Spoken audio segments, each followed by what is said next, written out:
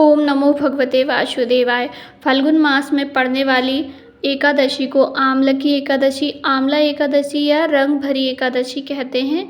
इस बार 2025 में आंवला की एकादशी का व्रत 10 मार्च को रखा जाएगा। एकादशी की तिथि 9 मार्च से प्रारंभ हो रही है, पर एकादशी का व्रत दशमी युक्त एकादशी में नहीं किया जाता है। 2 दशी युक्त एकादशी का व्रत करना सबसे श्रेष्ठ होता है। तो इस प्रकार 2 दशी युक्त एकादशी 10 मार्च को पड़ रही है, तो व्रत सभी को 10 मार्च को ही रखना है। आंवला की एकादशी में आंवले की पूजा की जाती है। आंवले के वृक्ष में भगवान विष्णु का और माता लक्ष्मी का वास होता है, तो इस दिन आप व्रत रखें तो आंवले के वृक्ष की पूजन ज़रूर करें। आंवले के वृक्ष की पूजन आपको साधारण तरीके से करनी है। सबसे पहले आप आंवले के वृक्ष के पास जाकर जल का शीतन करें। उसके बाद एक स्वास्तिक का निर्माण करके हल्दी से एक स्वास्तिक बना लीजिए, उस पर दीपक रख के सरल तरीके से आंवले के वृक्ष की पूजन करें। उसके बाद आंवले के वृक्ष की आपको 7 या 11 परिक्रमा भी लगानी चाहिए। आप चाहें तो कच्चे सूत से भी परिक्रमा लगा सकते हैं या अब कलावा से भी परिक्रमा लगा सकते हैं आंवले वृक्ष की। आंवले की परिक्रमा लगाने के बाद प्रेम पूर्वक गणेश जी महाराज और भगवान विष्णु की आरती उतारनी चाहिए। और हम किसी भी वृक्ष की देव वृक्ष की पूजन करते हैं तो उससे गले मिलते हैं, तो आपको आंवले के वृक्ष के गले मिलना है। उसके बाद आप पूजन करके, यह पूजा आपको सुबह टाइम में करनी है। और आंवला की व्रत में पूजन के बाद कथा भी अवश्य ही सुननी चाहिए। तो आप पूजन करने के बाद इस व्रत की कथा सुने। आप चाहें तो आंवले के वृक्ष के नीचे बैठकर भी कथा सुन सकते हैं, या फिर आप घर में आकर भगवान विष्णु के सामने भी कथा सुन सकते हैं। यदि आपको आंवले के वृक्ष ना मिले तो आप भगवान विष्णु के सामने ही फोटो प्रतिमा जो भी आपके घर में विराजमान हो, भगवान विष्णु के स्वरूप में लड्डू गोपाल हो, तो उनकी विधि विधान से पूजन करें। पीले फूल उन्हें अर्पित करें और तुलसी पत्र का भोग अवश्य ही लगाएं। तुलसी पत्र आपको पहले ही तोड़ के रख लेने हैं, क्योंकि एकादशी के दिन ना तो तुलसी पत्र तोड़ा जाता है, ना ही तुलसी जी को छुआ जाता है और ना ही तुलसी जी में जल अर्पित किया जाता है।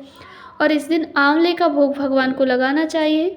संभव हो यदि आपको आंवले के फल मिल जाए तो आंवले की एकादशी के दिन आंवले के फल का भोग भगवान को ज़रूर लगाएं। यदि नहीं मिले तो आप केले का भोग लगाकर तुलसी पत्र समर्पित करके भी भगवान विष्णु माता लक्ष्मी की पूजन कर सकते हैं। सुबह में आपको पूजन कर लेनी है। पूजन करने के बाद आप भगवान का ध्यान कीजिए। और इसको रंग भरी एकादशी भी कहते हैं, तो इस दिन भगवान विष्णु को गुलाल भी अर्पित किया जाता है। आप आंवले के वृक्ष की पूजन कर रहे हैं तो वहाँ पर भी गुलाल आपको चढ़ा कर आना है, और घर में पूजन कर रहे हैं तभी भगवान को गुलाल अर्पित करना है, क्योंकि रंग भरी एकादशी यहीं से प्रारंभ हो जाती है। होली का त्यौहार आ जाता है और इस दिन अधिक से अधिक ओम नमो भगवते वासुदेवाय मंत्र का जाप करना चाहिए। आप चाहें तो विष्णु सहस्त्र नाम का पाठ कर सकते हैं या भगवान विष्णु के किसी भी मंत्र का आप जाप कर सकते हैं। और इस दिन पूज्य गुरु जी के बताए गए कुछ उपाय हैं जो एकादशी पर करने से हर प्रकार की समस्याएं दूर होती हैं, पितरों का आशीर्वाद प्राप्त होता है और भगवान का आशीर्वाद प्राप्त होता है। तो उपाय करने के लिए आपको शिवालय, हम रोज़ जाते हैं उसी तरह आपको शिवालय जाना है। 1 लोटा जल लेकर जाना है और जब आप जल चढ़ाएं तो आपको स्वधा स्वधा स्वधा 3 बार स्वधा स्तोत्र, स्वधा नाम बोल करके आप जल चढ़ाएंगे। तो गुरुजी कहते हैं स्वधा नाम लेकर यदि हम जल चढ़ाते हैं तो इससे हमारे पितृ प्रसन्न होते हैं और आशीर्वाद प्रदान करते हैं। घर में आ रही दिक्कतें, परेशानियां, लड़ाई झगड़े दूर होती हैं और भगवान का आशीर्वाद प्राप्त होता है। आपके घर में लड़ाई झगड़ा क्लेश नहीं होगा, घर में सुख शांति का वास होगा। दूसरा उपाय, यदि धन की आपके घर में कमी है, धन प्राप्ति में दिक्कत आ रही है, धन रुकता नहीं है, एक कमाते हो 1.25 रुपये खर्च होता है, अर्थात कमाई से ज़्यादा खर्च होता है, तो एकादशी के दिन आप 1 कलश जल लें। उस जल में आप गंगा जल मिला लें, या तो आपके पास गंगा जल पर्याप्त मात्रा में है तो आप पूरा 1 लोटा गंगा जल लें।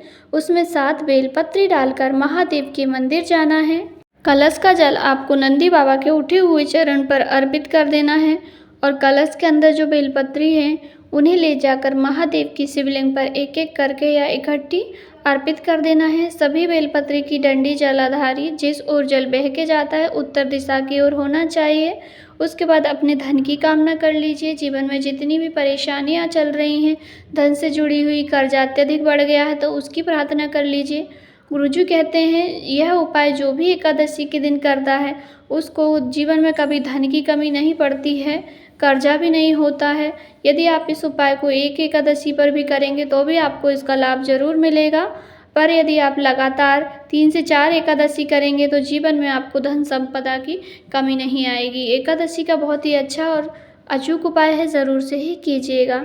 आज की वीडियो में बस इतना ही। आज की वीडियो आपको थोड़ी सी भी पसंद आई हो, वीडियो की जानकारी उपयोगी लगी हो तो वीडियो को लाइक, चैनल को सब्सक्राइब जरूर करें। कुछ समझ में नहीं आया हो, कहीं पे कुछ सवाल हो तो ज़रूर से ही पूछिएगा। आपका अपना चैनल है, कमेंट में हर हर महादेव, ओम नमो भगवते वासुदेवाय ज़रूर से ही टाइप करें।